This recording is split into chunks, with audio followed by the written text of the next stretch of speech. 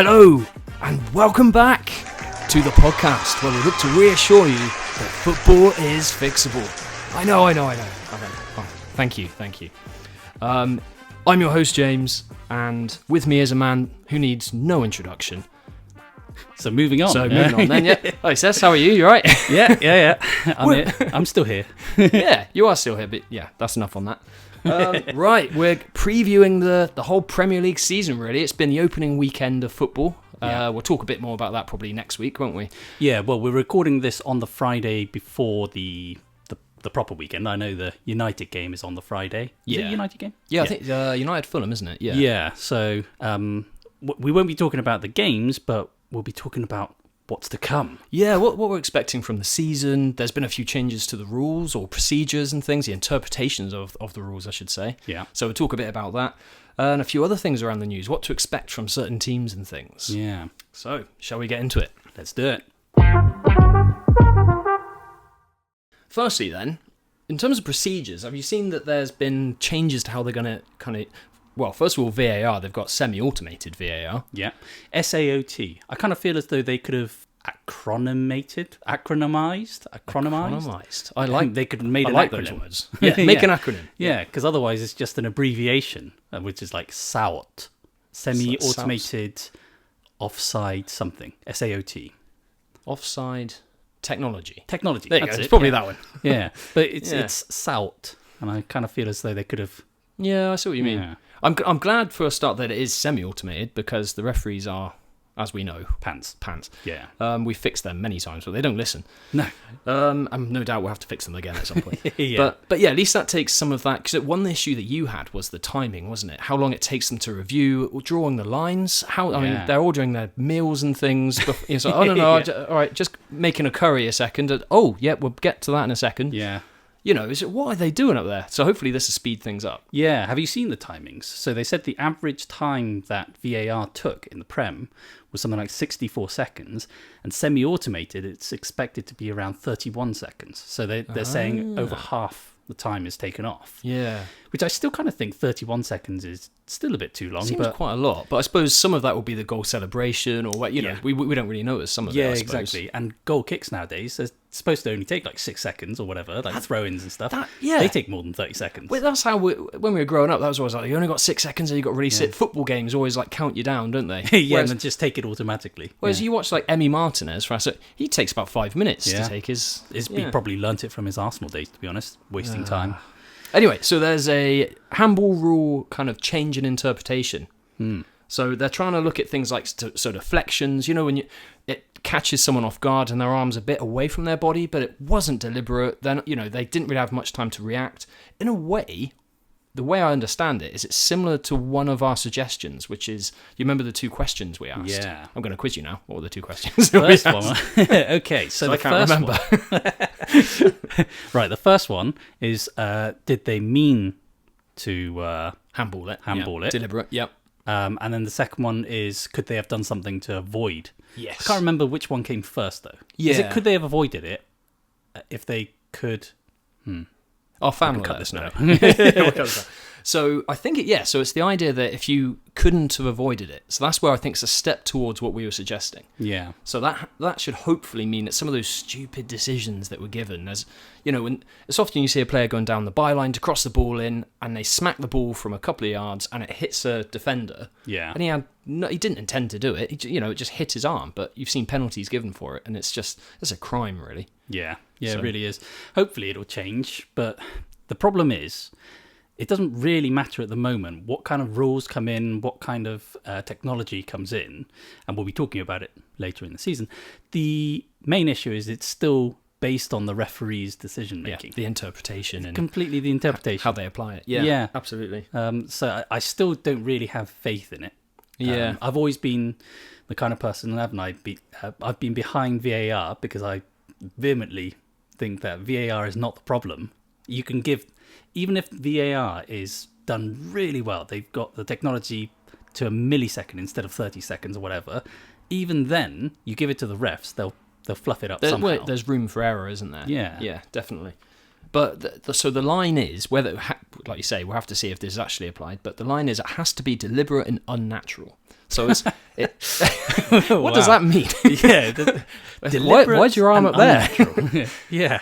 Okay. It's not attached to your body, or So if it's deliberate but natural, it's fine. If it's not deliberate and unnatural, it's fine. Yes. See, it's already confusing, isn't it? Remember when we read the rules and stuff? It was just pages of... The moment we had to start scrolling to see more, that's when you realise, it's not going to work. Yeah, I mean, in a way, you sympathise a bit with the refs, because how can you learn all this stuff and how can you understand it? Yeah, absolutely. Another little rule, so more news, is Holding. Michael Holding, the West Indian cricket legend. No. You could have said Rob Holding, the Arsenal legend. Is he at Palace now? Is he a legend? Well, he won the FA Cup a couple of times with us. So Holding it around the box and stuff. So, Arsenal, actually, I'm interested to see how we react to this during the season. Is it the whole Ben White thing? Well, yeah, what Ben White's he's a master of it. Yeah. But loads of teams do it. But Arsenal have the best set-piece record. And then, there's lots of credit going to their set-piece coach and stuff like that. I'd just like to say Everton, I think, are the second. Oh, yeah, I think, actually, top two sides, yeah. But blocks in kind of that tactical sort of nous in the box is a big part of that. So I'm wondering how that's going to change. So Holding is they're going to look a bit tighter on how, if the blocks are particularly away from the ball, for example, if it's going, there's no intention to go for the ball, that kind of thing. Again, it comes down to how the refs are going to apply it. But yeah, you're going to have to rely on the refs at all times. It'll be interesting. I think no attempt for the ball, basically. Yeah, that's the idea. Any way to stop Arsenal from cheating this time around, I think, I'm up for it. Oh, God. I think we're going to have John coming on next week, aren't we? He's anti-Arsenal as well. Oh, you two. Well, you're going to be outnumbered, which means we're in the right. Oh, right. Is that how it works? Yeah. Oh, democracy. Right. So, do you have any news, by the way? I do. I just want to quickly remind people of what I think about Graham Souness. Oh, God. Here we go. It's been about a month or whatever, however long our break has been, of people not hearing about the silliness of Souness. Oh, silliness of Souness. Oh, no, we've got a new sort of snippet of the show now. Brilliant. I just feel that I feel as that I'm the only one watching Souness's things on TalkSport now. I'm kind of like single-handedly keeping him in the job because I keep bringing him up all the time. Oh, right, because otherwise, with Gabby, for example, he gets so many people talking about his things, like trending on Twitter because of all the stupid things he comes up with. But Souness kind of gets away with it because people are a bit bored of him now. But he was talking about Rangers, him and Simon Jordan, and he was trying to defend Rangers. Simon Jordan was saying there's a bigger gap between Celtic and Rangers again. How do they make the gap smaller? What does Rangers need to do, because they've not been signing the right people, it's not been run properly. And Souness was saying no, it's the owners are doing well. And then about 2 minutes later, Souness said that well, they don't know what they're doing. They don't know who they're buying. Right. And so Simon Jordan was saying, but you just a moment ago you said it's like, they're doing well. Yeah. And so Simon Jordan thought, all right, we'll go on to the players. The players are not playing, to the standard that they should. They're not giving their all. And Souness again came to the defence and said, no, you can't blame the players for this. And Simon Jordan was saying, but I mean, they're the ones on the pitch. The owners aren't playing. The players are not putting in the performance. And Souness decided to go, yeah, well, they're not playing well. It's up to them to play better. Right. And again, Jordan was going, but you just okay, never mind. And it just kind of felt as though Souness needed to say the opposite of the other person. Yeah, you've said this a lot, haven't you? He just often wants to just be there to challenge what other people are saying, or be that controversial view, maybe. Or the thing that I've disliked the most about his punditry, I think I mentioned this before, is that because he's so set in his ways. I mean, he's a guy in his 70s. Fair enough, you'd be set in your ways. But because he's so set in his ways, he has no progression in terms of the modernisation of football. So that clip I talked to you before about when he was saying a few years ago that United needed a striker. They need a striker. They need a striker that scores 25. Yeah. And everyone else was saying, well, the kind of person they need is someone who can link up the midfielders. They're good in the air, all this stuff. Yeah. And he kept saying, yeah, but they need a striker that scores 25. They need a striker that scores 25. And at that time, Ronaldo was there and he failed. And he was a striker that scored 25. Yeah, So he actually made things worse in some exactly. corners, I suppose. Yeah, so what Souness wanted is exactly what United did and failed with, because the season before they came second. Yeah, I quite. You know how sometimes we feel like, we actually said the best part of Premier League history was that crossover between the physical and the technical. Technical. There we go. Yeah. Sort of around the early 2000s kind of time when we had a lot of sort of influx. That's the right word, isn't it? Influx. We had this influx a of lot players. of influx as well, not just a little bit of influx. We had a lot of influx of international players, all over the world and stuff. So it really became what we know it as today. Yeah. And we feel that was one of the best eras where, it was football at its best. These days they're diving all over the place and, jump down for fouls. Although that's improved in the last few years. That's only us, what was that? Yeah, 20 years ago. Yeah. I mean, it must be frustrating for Souness, who played in the 70s and 80s and stuff, and football was even more physical then, and it's changed even more. So I wonder if we just don't see it from his point of view. And there's one bit you said which I agree with, and that he should still be open-minded to the new way of doing it and stuff. But in terms of that kind of, I know what you mean. The old school, you know what I'm trying to say? The old school way of doing things isn't necessarily bad. It's not necessarily bad, but his generation, I mean, he would have started playing 50-something years ago, 55, 56 years ago. And that way of playing is not on. The tackles that went in. Yeah, no. There's all of the pitches, the football themselves, the boots, everything's completely changed for the better.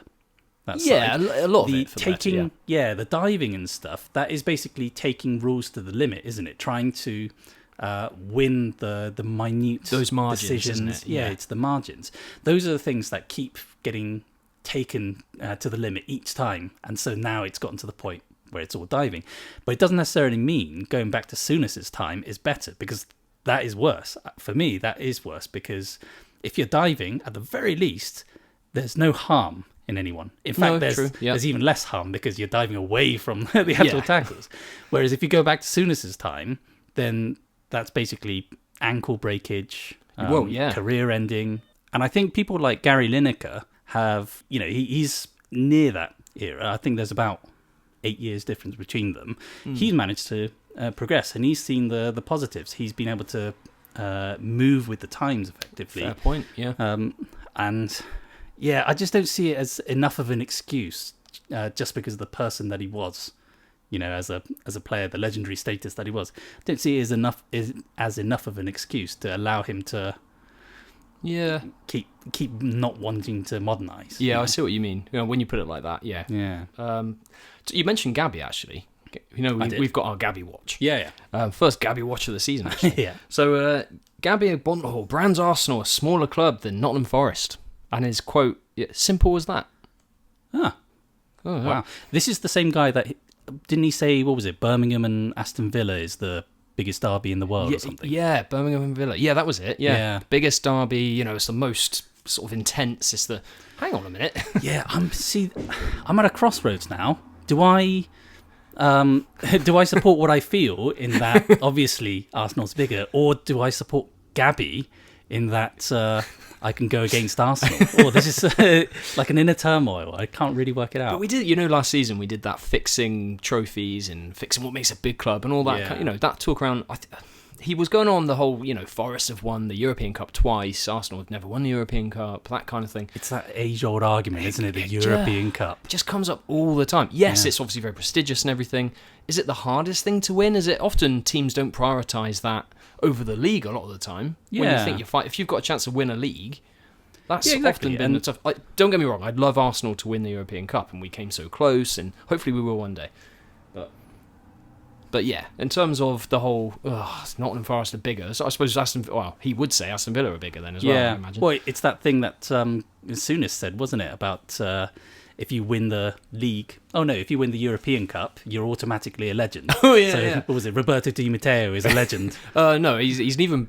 No, hold on. He said Fergie was an even bigger legend. Yeah, a new word needs to be created. Yeah. So there we go. I just want to get a first little Gabby watch in there. Nice. In other news, I was on the news the other day. Oh yeah. So the trial started.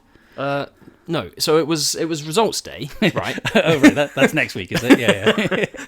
Right, shut up, all right? No, I'm a teacher, right? And it was we've had A-level results and level 3 results and stuff. Oh yeah. And it was results day, and they had BBC News at the college and stuff. It was brilliant. Loads of students, getting their university choices and things like that. If you are listening and you got your results and you weren't happy with them, don't worry, you'll be fine. I didn't get There's plenty of jobs in McDonald's. Cess! What? I thought that's what you were going to say. No! Oh, right. I was going to say, I didn't get the results. I remember that Are was you saying people working in McDonald's have a terrible job? Oh. That is a horrible thing to say, James. I didn't get the results I necessarily wanted, but look at me now. I'm the host of a global podcast. Yeah? Due to be on trial next week, but yeah, sure. Stop it, man. People go, he's on trial? What? So are you That is a saying joke. that when you say you're on the news, are you saying you basically just walked in the background? Yeah. So you were on the news as much as a tree would be on the news? Yeah. Right, okay. But a tree doesn't have these legs. Yeah, I suppose. I didn't plan on saying that. I can tell, that's staying in there. No. So yeah, one more thing about the whole, preparing for a season thing. Have you ever noticed that all managers, and there's something Michael Richards said, going into a season, well, every team is going to be tougher, it gets tougher every season, every team gets better. He said this recently. He says, it'll be much tighter because everyone's improving. Does that seem to... it can't be the case, because you're going to have teams that are aging, some squads are going to lose certain players, so some teams could get stronger, but some teams might get weaker. Yeah, because otherwise then what you're saying is that the teams that get relegated are the teams that didn't get better quick enough. Yeah, exactly. Yeah, So that's not true, yeah. So I'm really finding it difficult to call the top 4. I'm really not... United, like I had a little rant on them already. I'm not sure about them. Chelsea, they've signed like 50 players or something. Yeah. They've spent another load of money. I don't know what they're doing. We're going to have to... It makes no sense. Like, at what point did they go, you know what we need? More players. Yeah. That's what we're lacking. But also, they're young players who aren't really ready yet. They've got a few good players now, but a lot of them are kind of potential. So it's just... Maybe in a few years' time, we'll look at it and go, wow, that was genius. But yeah, I've heard people say before that they've got a good squad of players, but they've got too many. I don't think that's even true. I don't think their team is necessarily any better than United or anything. They've got so many players that cost a lot, but costing a lot doesn't mean that you're a good player. Mudryk being an example. Well, yeah, exactly. 88 million? 88 or something? Yeah. So I think they've got a lot of big expense, but it doesn't necessarily mean they've got good players. Yeah. They've got a lot of them. I think we're going to have an episode on Chelsea. We'll probably have to do a fixing tactics. So we're going to have our new... In the coming weeks, we've got a fixing tactics episode. Yeah. New show, actually. A side sort of show, isn't it? Spin-off. Yeah. It's going to be brilliant as well. I think it's going to be the best thing on YouTube. I know. Well, I've tasked you with finding all the equipment for us, so I'm sure you won't let me down. No, I've literally spared no expense. Right. Looking forward to that one. Yeah. With that then, should we get into the episode? So what are your predictions for the upcoming season in Ces? Who do you think is going to win it for a start? The winner, it's a tough one. It's either going to be... City again? It's either... I kind of feel like it's going to be Arsenal. However, I don't want Arsenal to win. Oh. So it's a matter of which one do I hate more? City or Arsenal? Hate? I don't like that. Come on. Oh, What are these toxic fans? We fixed those last season. You're becoming one. Was it if you live long enough to see yourself become... It's one of those, isn't it? What's that old Batman quote? That is true. So we should have ended this podcast at the end of the season. You either die a hero or you live long enough to... Yeah, there you go. Yeah, I do think it's going to be City again, unfortunately. I wouldn't be surprised if it's Arsenal. Yeah, I'm not sure. By statistic, by using, what do I want to say? Statistically, last season, Arsenal, in terms of expected points per game, all that kind of stuff, we should have won the league. So if you measure it in terms of stats... Oh, wow. Yeah. I mean, that's also something that you said not to do on the podcast. I don't necessarily agree with that, but I just wanted to put it out there. I think City, another year older, their players are a lot more... They are experienced, but they're a lot older. You've got De Bruyne, who... How long can he keep it up? He's well in his 30s now, isn't he? Or is he early 30s 33, 34, something like that. and you know, a lot of their team, you know, is aging. It's an extra year. Plus, they've now done and won everything. Like, can they keep going? Can they keep doing it? Yes, they got brilliant players. Is Pep's potentially his last year? You know, is that motivation-wise? I just wonder as well. So, with all of that, Arsenal are more eager than ever. We've strengthened a bit in the summer. What's it? Calafiori? Calafiori. Yeah. There we go. We've got Calafiori. We've got Timber back fit again, which is like a new signing. We've got Raya permanently signed as well. And maybe we're looking at signing another player too. So I might sound like a fan, but I honestly think there's reason to believe Arsenal will do it. Yeah, even without you being an Arsenal fan, I think it's not outrageous to say Arsenal, because it definitely looks like they're closing the gap to the point that now they could overtake. Yeah. So that's the only reason why I say maybe City, is because I'm giving Arsenal enough credit. You know, I'm not just saying, oh, it's going to be City. Yeah. It's definitely the closest I think it'll be in 6 years or 5 years or whatever it's been. I'd be interested to see if that holding rule does actually impact on Arsenal's, because we scored more, like we said, more goals from set pieces and stuff. It'd be interesting to see, because that was one of our kind of aces up our sleeve kind of thing. We managed to get through games where they're really tight because of a set piece or something. So be interesting to see how that works. So in terms of Everton then, what do you reckon? Is it a safe, sort of secure season? We've got Dyche, who's now settled into the Everton dressing room as manager and all of that. What are you thinking? Are you confident? I'm confident that we'll stay in the league, for sure. I think we will probably... We're still going to be in the bottom half, I reckon. We've signed a few people. Have you got a striker yet? No. Oh, right. Well, you've got Calvert-Lewin. We got Calvert-Lewin, and Mope's come back from his loan, and we've got Beto as well. So we have got strikers. But, you've got Beto? Oh, that's good. Yeah, absolutely. Well Much better. But yeah, we got strikers, but we haven't got strikers that can score. Right. So basically, they're just like taking up oxygen without... Oh, it's a striker by name. Yeah. Right, okay. We've lost Onana as well, which I'm not angry about, because he, although he was a brilliant player, we got a lot of money for him, and he was brilliant for us. You know, the time when we almost got relegated, Gordon decided to jump ship halfway through the season. Yeah, true. But Onana said he was going to stay. He wasn't going to get bought by anyone else. And I praise him for that. And he always fought for the shirt, didn't he? Worked as hard as he could do. So, brilliant player. So we've lost him, but it feels like we're more stable than we were last season. So I would say still in the bottom half, but we won't be relegation battle. Yeah, I think you were helped a bit last year, weren't you? Because the quality of the teams below you, you know, Everton were quite poor for a number, and obviously you had the points deduction. You just had the best defence, which credit to Dyche and credit to the team. Branthwaite breaking through into the team and everything. Yeah. But the teams below you kind of were even worse, weren't they? That's just kind of if it was any other one of the relegation battles that we had, we would have been gone. Yeah. They're a bit like a rash, aren't they? You just can't get rid of Everton. I don't mean, wow. That was quite hateful, actually, wasn't it? Yeah. I've never said anything like that about Arsenal. But I will now. Oh, right. No, I don't dislike Everton at all, but it's just the same. It'd be nice to see them start to get on top of it all. Like, you know, like you're saying, you're over the worst Instead of saying they're persistent, their perseverance is brilliant. They're a rash. That's... Oh yeah. Moving on. So, do you have any sort of bold predictions for the season then? I do. Actually. Oh yeah. Yeah. I think that Arsenal's going to get relegated. Oh, they're a rash. Yeah. Oh right. Just can't get rid of them. Sorry about that. There's a cream for it. No. I actually think that one of the relegated teams will stay up. Because recently it's just been the three. Go straight back down. Exactly. Yeah. But I reckon one of them is going to be quite comfortable. I think Leicester are going to end up being like kind of what I said with Everton. Maybe bottom half, but not fighting relegation. I reckon they're going to stay and they'll be mainstays in the league again. Ooh.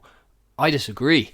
They're actually in my picks to go down. I think Southampton might stay, possibly. Okay. You know, I think they've got a good system. They're building the team again, and they've got a bit of know-how.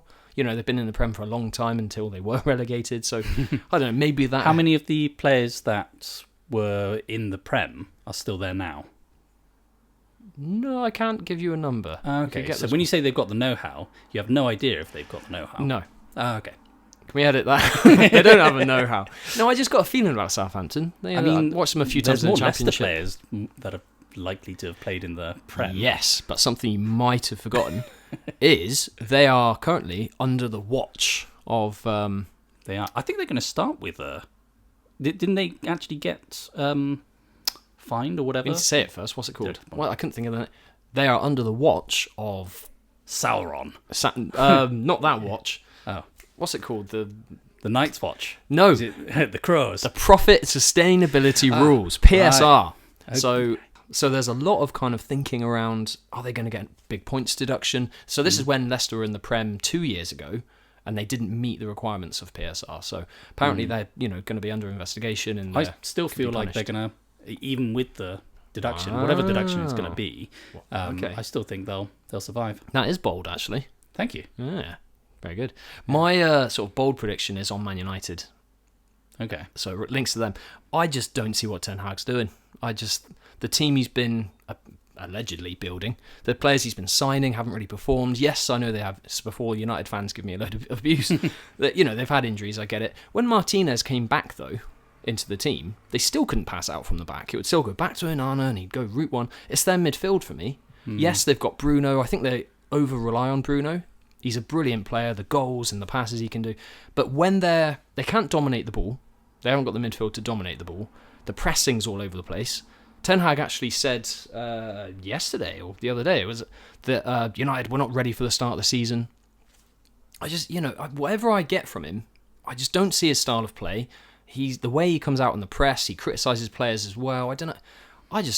He's a bit of a fraud for me. I really just don't see it. So what you're saying is, for your bold prediction, you are predicting that the manager who has been already predicted as the most likely to be fired will be fired.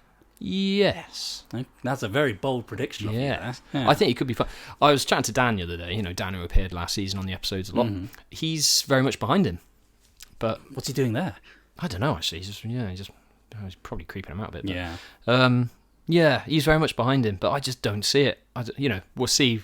We're recording this before the Man United game against Fulham, so they could win 5-0. They win 5-0. Although I've got a kind of thought for Fulham. They've got Smith Rowe, one of my favourite ex-Arsenal players. Brilliant player. I think they got a good manager. He managed to get out of that sinking ship, didn't he? Smith Rowe. Yeah. Right.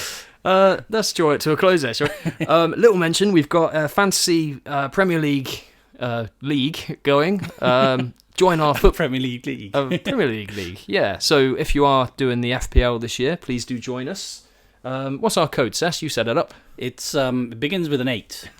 No further questions. So you can join us with the code 8B8E1L. And you can get into our league and show us if you really know what you're talking about. There's already quite a few, aren't there? Yeah, we've got loads already. I think it was... 20 probably. I think it was around 30 something actually, and we've only been promoting it the last day or two, so yeah.